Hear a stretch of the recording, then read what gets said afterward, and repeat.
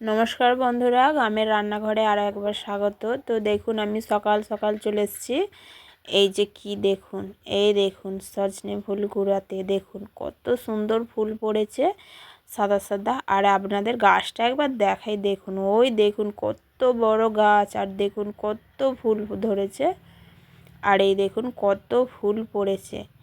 যেগুলো যে সাদা হয়ে রয়েছে এইগুলো টাটকা ফুল, আর যেগুলো বাসি ফুল সেগুলো একটু ঝিমিয়ে গেছে। তো আমি এই টাটকা ফুলগুলো 4টি কুড়িয়ে নেব বেশি করে। সেই কবে ছোটোবেলায় ফুল কুড়াতাম।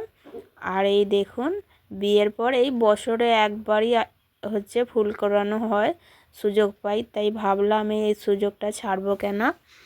তো চলুন বেশি করে 4টি ফুল কুড়িয়ে নেব। এই দেখুন কতগুলো ফুল কুড়িয়েছি, আর এই যে কোঁচড়ে করে কুড়িয়েছি। সেই ছোটোবেলায় কুল কুড়াতাম, ফুল কুড়াতাম, কোঁচড়ে করেই তখন কুড়ানো হতো। তাই সেই শখটা আজকে মিটিয়ে নিলাম। দেখুন ফুলগুলো এত সুন্দর লাগছে, আপনাদেরকে কি বলবো। জানি না ভিডিওতে কেমন লাগছে, আমাকে কিন্তু খুব ভালো লাগছে। এই দেখুন একদম সাদা পরিষ্কার, একদম খুব সুন্দর। এতে কিন্তু খুব বেশি ময়লা নেই, যেহেতু আলু বাড়িতে পড়েছে একটু ধুলো রয়েছে, খুব একটা নোংরা নেই। দেখুন কত সুন্দর লাগছে। তো এই ফুলটা দিয়েই আজকে একটা রেসিপি করব। তো ভাবলাম আপনাদেরকেও দেখাই। তো দেখুন সজনে ফুল দেখেই যেন চোখটা জুড়িয়ে যাচ্ছে। আর এই যে ছোট ছোট আলু কেটে নিয়েছি, আর একটা মাছের মাথা ছিল, তো মাছের মাথাটা দিয়েই আজকে চচ্চড়ি বানাবো। তো চলুন, এইগুলো পরিষ্কার করা হয়ে গেছে, এবার ধুয়ে নেব। তো দেখুন ভালো করে ধুয়ে পরিষ্কার করে নিয়ে এসেছি। আর এই যে কড়া বসিয়েছি উনুনে। তো উনুনটা ধরিয়ে নিলাম, এবার কড়াটা বসিয়েছি। কড়াটা একটু গরম হোক। আর কড়ার মধ্যে দেখুন একটু জল ছিল, কড়াটা যেহেতু গরম হয়ে গেছে জলটা তাই ভাপ হয়ে গেল। আর এই যে দেখুন দুটো মাথা রয়েছে, একটা নেব, দুটো দেব না। দুটো দিলে একটু বেশি মাছ হয়ে যাবে, তখন সজনে ফুলের স্বাদটা আর পাওয়া যাবে না। তো প্রথমে মাছের মাথাটাকে ভালো করে লবণ আর হলুদ মাখিয়ে নেব। অল্প 1 চিমটে হলুদ, 1 চিমটে লবণ দিলাম, মাখিয়ে নেব ভালো করে, হাতে করেই মাখিয়ে নেব। আর এটা হচ্ছে সেই রুই মাছ হয় না, কাটা রুই মাছ, সেই রুই মাছের মাথা। এই মাথাগুলোই ভালো, আর অন্য কোনো আদার্স মাথা দিলে খুব একটা ভালো লাগে না। তাই এটা রুই মাছের মাথা, আপনারা চাইলে রুই মাছের মাথাই নেবেন, আর না পেলে অন্য কোনো মাথা দেবেন। তো দেখুন কড়াটা বসিয়েছি, এবার এর মধ্যে তেল দেব, সর্ষের তেল দিয়ে রান্না করব।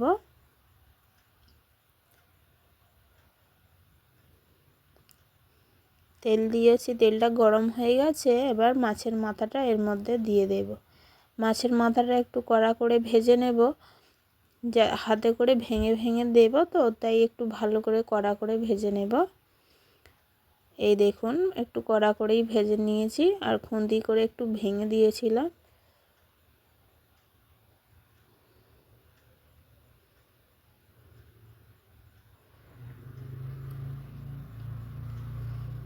মাছের মাথাটা ভেজে তুলে নিলাম। এবার ওই তেলের মধ্যে ছোট ছোট করে যে আলুগুলো কুচিয়ে রেখেছিলাম, আলুগুলো দিয়ে একটু ভেজে নেব।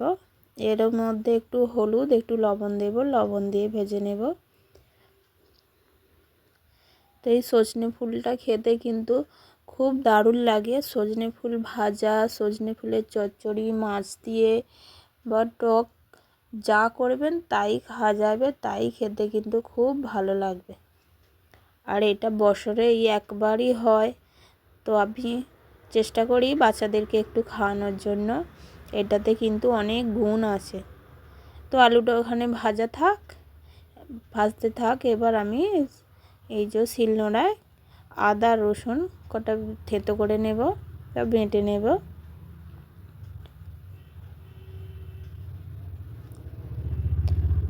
আপনারা কিন্তু মিক্সিতে করতে পারেন, তো আমি মিক্সিতে করব না, যেহেতু আমাদের গ্রামে মিক্সি নেই বা আমি ব্যবহারও করি না, তাই শিলেই বেটে নেব। প্রথমে একটু থেঁতো করে নেব, নিয়ে তারপরে বেটে নেব। তো আদা রসুনটা বেটে নিলাম।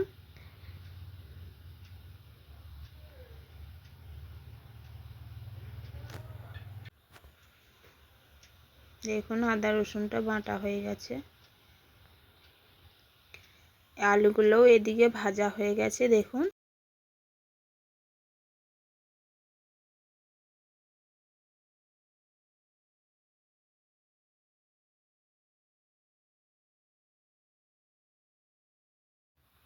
আলুগুলো ভাজা হয়ে গেছে, এবার ঢেলে নিলাম। আবারও ওই কড়াইয়ের মধ্যে আবারও সর্ষের তেল দেব।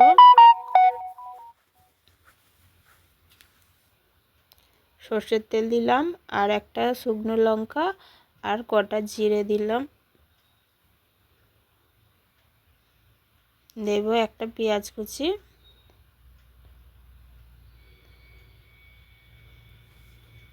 তো আমরা একটু ঝাল কম খাই, তাই সেই জন্যে শুকনো লঙ্কাটা দিলাম, আর গুঁড়ো ঝাল একটু অল্পই দিয়ে দেব।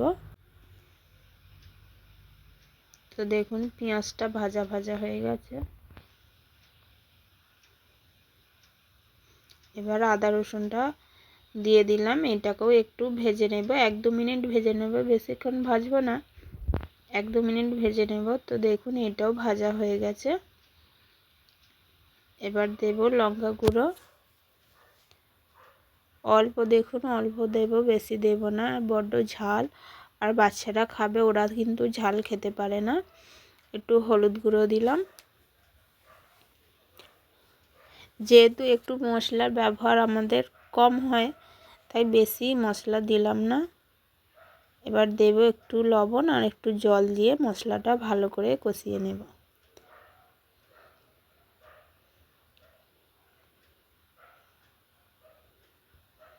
মশলাটা দেখুন তেল ছেড়ে দিয়েছে, আর দেখুন কড়ার গায়ে একটুও লাগছে না, মশলাটা কষানো হয়ে গেছে।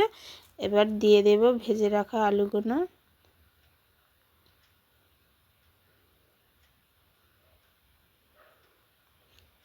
আলুগুলোকেও একটু কষাবো, আর এর মধ্যে এবার ফুলগুলোকে দিয়ে দেব। তো দেখুন সজনে ফুলগুলো আলাদা করে ভাজতে হয় না, এমনি দিয়ে দিলাম।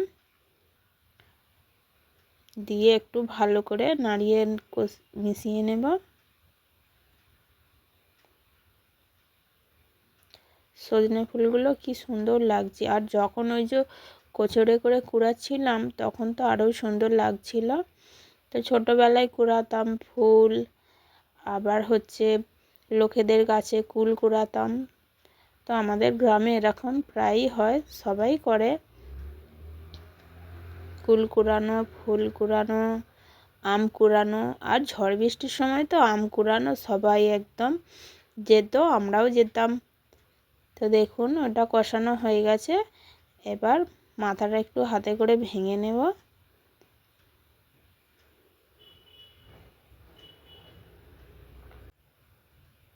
মাথাটা একটু হাতে করে ভেঙে দিলাম। দেখুন আমাদের এখানে কিন্তু বসন্ত এসে গেছে, খুব আর ঠান্ডা নেই, অল্প রয়েছে ভোরের দিকে একটু, আর হয়তো সন্ধ্যের সময় একটু, কিন্তু রাতেও গরম, আবার দুপুরেও গরম, প্রায় ঠান্ডা নেই বললেই চলে। তো দেখুন ভালো করে কষানো হয়ে গেল। এবার জল দেব, পরিমাণ মতো জল দেব। এটা যেহেতু ঝোল করব না, তাই খুব বেশি জল দিলাম না, একটু মাখা মাখা মতো করব। আর আপনারা যদি ঝোল খান তাহলে একটু জল বেশি করে দেবেন। এই দেখুন এরকম হয়েছে, আলুগুলো সিদ্ধ হয়ে গেছে, আর এই যে মাখা মাখা টাইপের হয়েছে। এবার নামিয়ে নেব। এটা দিয়ে গরম ভাত এত সুন্দর লাগবে। তো দেখুন রান্না হয়ে গেল, এবার নামিয়ে নিলাম। আর কত সুন্দর হয়েছে দেখুন। তো প্লিজ বন্ধুরা আপনারাও বাড়িতে বানাবেন, বানিয়ে অবশ্যই খাবেন। খেয়ে ভালো লাগলে অবশ্যই আমাকে একটা কমেন্ট করবেন আর একটা লাইক করবেন, তো আমিও যেন আপনাদেরকে অনেক নতুন নতুন রেসিপি দিতে পারি।